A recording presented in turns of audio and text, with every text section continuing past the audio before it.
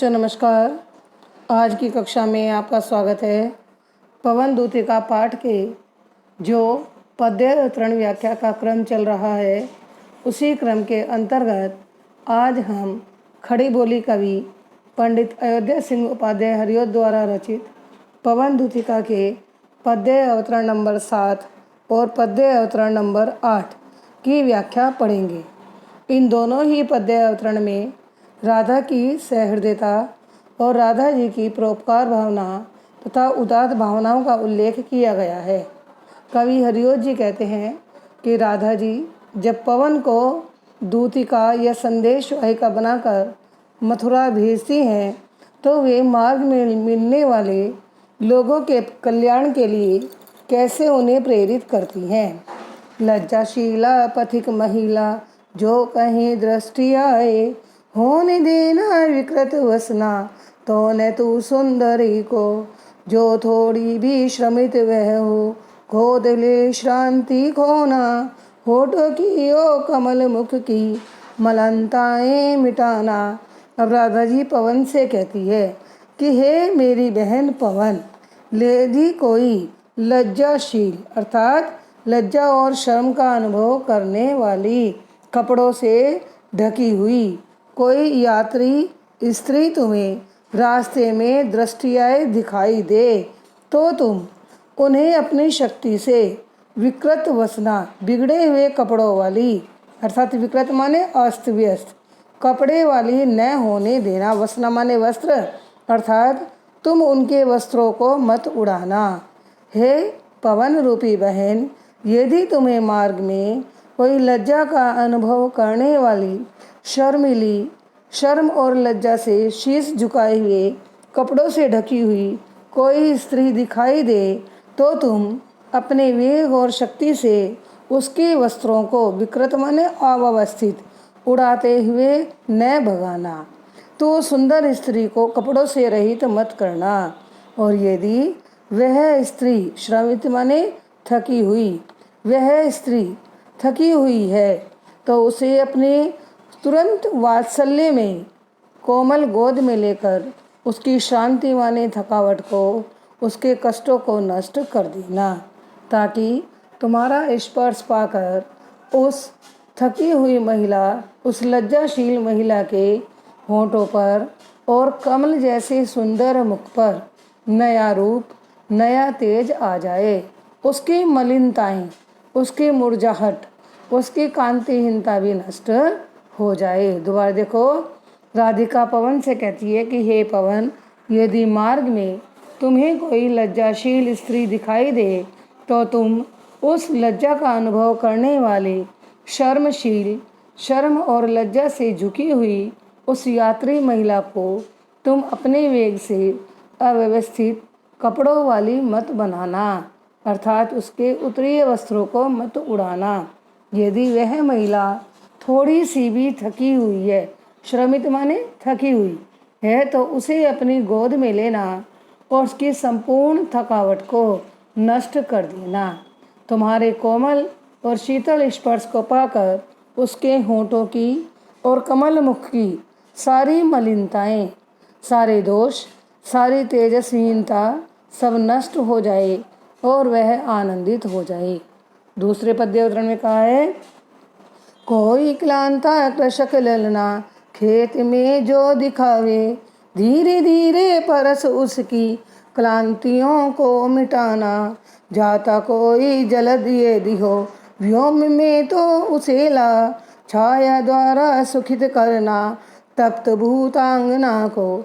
हे पवन, यदि कोई कृषक ललना, किसी किसान की बेटी, किसी किसान की बालिका, क्लांता माने गर्मी से दुखी और पीड़ित अपने खेत में दिखाई दे, तो तुम धीरे धीरे से बड़ी कोमलता से उसका स्पर्श करके, परस करना माने स्पर्श करना, उसका स्पर्श करके उसकी क्लांतियों को अर्थात उसकी थकावट को, उसकी गर्मी से पीड़ा को नष्ट कर देना। और यदि कोई जलद, जल से भरा हुआ कोई बादल का टुकड़ा या कोई बादल यदि आकाश में तुम्हें कहीं दूर दिखाई दे, तो उसे भी लाकर उस कृषक बालिका के खेतों के ऊपर लाना तथा उस जल से भरे हुए शक्तिशाली बादल से उसे सुख प्रदान करना, जिससे गर्मी से तपे हुए कोमल अंगों वाली उस बालिका को तुम अपनी छाया से सुख प्रदान कर सको। अब बच्चों, इन दोनों पद्य अवतरणों के आधार पर प्रश्न बनेगा। पहला प्रश्न तो वही है कि उपर्युक्त पद्य अवतरण के पाठ और कवि का नाम बताइए। तो पाठ का नाम होगा पवन दूतिका और कवि का नाम होगा पंडित अयोध्या सिंह उपाध्याय हरिऔध। अब बच्चों, दूसरा प्रश्न आ जाता है कि रेखांकित पंक्ति की व्याख्या कीजिए। तो बच्चों, इन दोनों पद्य अवतरणों में रेखांकित पंक्ति, एक तो ये पहली वाली बनती है लज्जाशीला पथिक महिला जो कहीं दिखाए। दूसरी बनती है होठों की ओ कमल मुख की मलिनताएं मिटाना। इसके बाद आगे बनती है दूसरे वाले पद्य अवतरण में, कोई क्लांता कृषक लेना खेत में जो दिखाए, धीरे धीरे परस उसकी क्लांतियों को मिटाना। बच्चों, ये दोनों ही पैराग्राफ आपकी व्याख्या के लिए वेरी वेरी इंपॉर्टेंट है। इनमें से पद व्याख्या पेपर में अवश्य आती है। तो अगर ये पद्य अवतरण व्याख्या आती है तो आपको कैसे करनी है कि उपर्युक्त रेखांकित पंक्ति में कवि हरिऔध जी कहते हैं कि राधिका पवन रूपी दूतिका से प्रार्थना करती है कि हे पवन, यदि तुम्हें कोई लज्जा का अनुभव करने वाली लज्जाशील, लज्जा और शालीनता से युक्त यात्री स्त्री तुम्हें रास्ते में कोई दिखाई दे तो तुम उसके कपड़ों को मत उड़ा देना, ताकि वह सुंदर स्त्री लज्जा का अनुभव, अपमान का अनुभव न कर सके। और अगर यह जाए, अंत में कवि ने कहा है, इस पंक्ति में भी कवि कहते हैं कि हे पवन रूपी दूतिका, तुम उसे अपनी गोद में लेकर ऐसा स्पर्श कराना जिससे उस लज्जाशील स्त्री के होठों की और कमल रूपी मुख की मलिनताएं, कांतिहीनताएं नष्ट हो जाएं।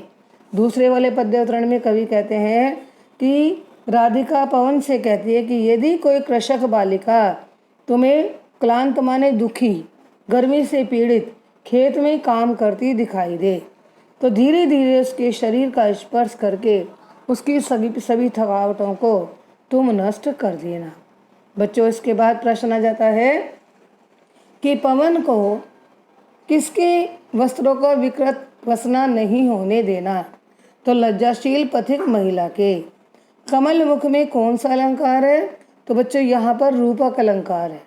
इसके बाद कृषक ललना के लिए कवि या राधिका जी क्या प्रार्थना करते हैं कि तुम उस थकी हुई कृषक बालिका के अंगों को स्पर्श करके उसकी थकावट को दूर कर देना। और बादल के लिए क्या आदेश दिया है कि आकाश के बादल को उसके खेतों के ऊपर लाकर उसे सुखी बना देना। तप्त माने तपी हुई भूतांगना। भूतांगना का तात्पर्य यहाँ पर कृषक बालिका से है। बट इस प्रकार से हमारी ये पद व्याख्या पूरी हुई। विकृत वसना, इसमें भी रूपक अलंकार है। बाकी संपूर्ण पद्य अवतरण में मानविक ऋण अलंकार है। इस प्रकार से बेटे, आज हमने पद्य अवतरण नंबर 7 और 8 की व्याख्या पढ़ी। अब इसके प्रश्न उत्तर करें। कल के भाग में हम पद्य अवतरण 9 और 10 की व्याख्या करेंगे, उसके प्रश्न उत्तर करेंगे। इस प्रकार से आपका पवन दूतिका पाठ धीरे धीरे आगे की ओर बढ़ रहा है। इसकी के साथ तैयारी करेंगे, बार बार इन वीडियो से अपना अभ्यास करेंगे। ठीक है, धन्यवाद।